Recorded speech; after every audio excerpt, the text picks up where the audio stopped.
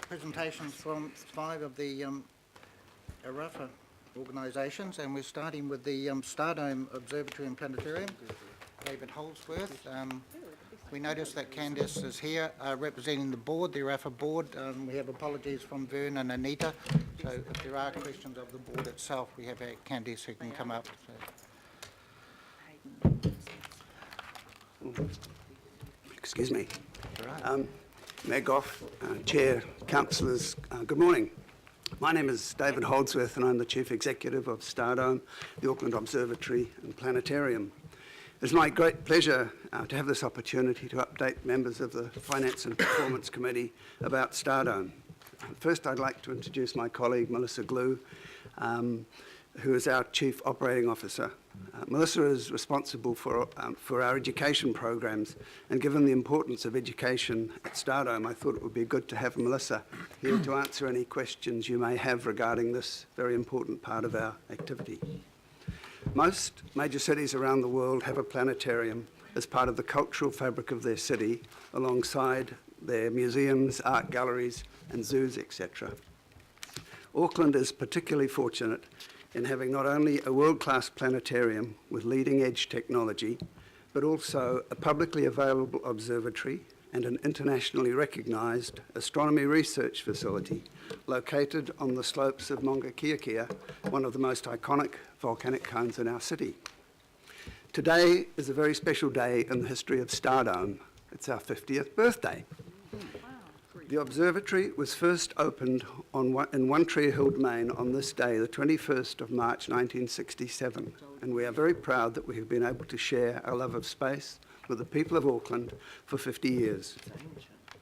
During this time, we have witnessed many historical events. Man landed on the moon, the International Space Station was built, Pluto was reclassified as the dwarf planet, Mars has been explored and lined up as the next place to send humankind, and in just the last decade, research conducted at Stardome has contributed to the discovery of 21 exoplanets. As I said, in 1967, but it took until 1997 to fulfill the real dream that was in the founding trust deed of having both an observatory and a planetarium for the citizens of Auckland. Over the years, the technology in our planetarium has been improved and upgraded, and now comprises a world-class digital planetarium where visitors can see shows about space and the universe in our 87-seat, 360-degree dome theatre. In addition to the planetarium, the Stardome experience includes astronomy and space-themed galleries and exhibits, and a publicly accessible observatory with the historic Zeiss telescope and smaller courtyard telescopes. Stardome is also the location of an internationally recognised research facility where our volunteers utilise our telescopes to contribute to international studies and observations. We also have spaces that we hire out for a range of activities, such as business meetings, parties, birthdays, and even weddings, to produce additional revenue to support our core activities.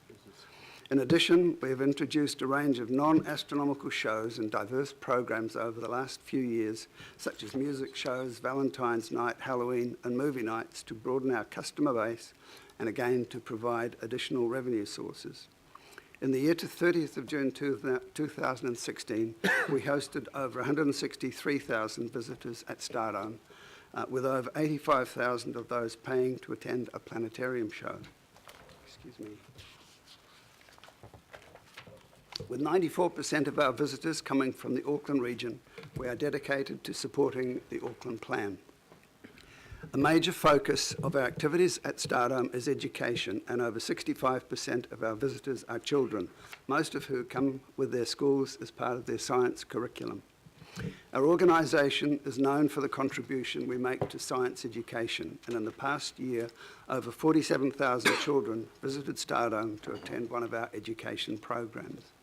We are constantly striving to enrich the learning experience. Our approach includes interactive learning practices and customised programs which meet the requirements of individual groups. We continue to build on synergies with other organisations, such as the Logan Campbell Trust, to make the most of our unique and special location. And we have recently partnered with the Mangere Mountain Education Centre to offer a Myths and Legends and Land and Sky program. Our passion to share our knowledge of space and making Stardome accessible to all Aucklanders has seen the development of 3 education programs: our Low Decile Scheme, our Southern Initiative Scheme, and most recently our Outreach Initiative. With support from the Regional Amenities Funding Board, we have introduced these programs to encourage visits to Stardome by some of the less fortunate children from within our society. The Low Decile School program enables children from lower decile schools from throughout the Auckland region to attend Stardome, attend a Stardome education session for a heavily subsidised cost of $2, which includes the entry charge and the bus fare. In the last financial year, over 14,300 children from Auckland's lower decile schools visited Stardome for a school trip under this arrangement. The Southern Initiative program is directly inspired by the Auckland Plan's Southern Initiative. Children from various community groups from within the 4 South Auckland areas defined by Auckland Council as being areas of special need are able to visit Stardome free of charge. Last year, over 4,000 students visited us as part of this program, and this year we're expecting numbers in excess of 5,000. Our education outreach program sees our passionate education team visit schools who are unable to visit Stardome due to cost or parent availability. Regional amenities funding has meant that the Stardome education program can reach students in some of the lower socio-economic areas of Auckland and has enabled over 65,000 young people to benefit from our education programs who would otherwise not have had this opportunity. Our long-standing residency at the foot of Maunga Kia gives us a unique connection to Maori culture and local iwi. Matariki has become a key event for Stardome and is most certainly our busiest time of year both in public and education programs. Our Matariki Dawn Planetarium show describes the astronomical aspects of this special occasion as well as the cultural meaning behind it. Working with Wellington-based Ohu Domes, we have created an internationally recognised show that we are now able to share with other New Zealand planetariums such as Space Place at Carter Observatory in Wellington. Over the past couple of years, we have worked with external consultants on a strategic review of our business operations and customer experience. A key recommendation of the report was to upgrade and increase the size of the foyer and exhibits area and has led to the installation of 2 new interactive displays.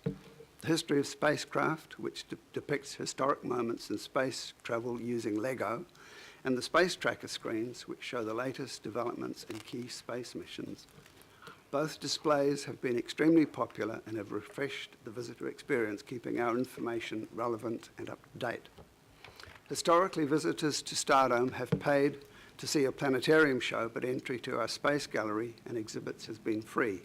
However, the new displays have allowed us to charge a modest entry fee, with adults visiting for $2 and children visiting for $1. There has been little negative feedback from the public on this new entry fee. Most seem happy to contribute to the running costs of the organisation. At the same time, we had a major change in the layout of our reception and retail area to make it easier to welcome customers and to collect the entry fees. The new layout also requires customers to exit through our shop, encouraging greater retail sales. As I mentioned last year, our current lease expires in 2025, and we're working closely with the Maunga Authority to extend our lease beyond this date to give our organisation certainty about our location into the future. In 2015, we had 3 lunar eclipse open nights with several thousand people coming to Stardome to watch the moon disappear into the Earth's shadow and to learn more about this phenomenon.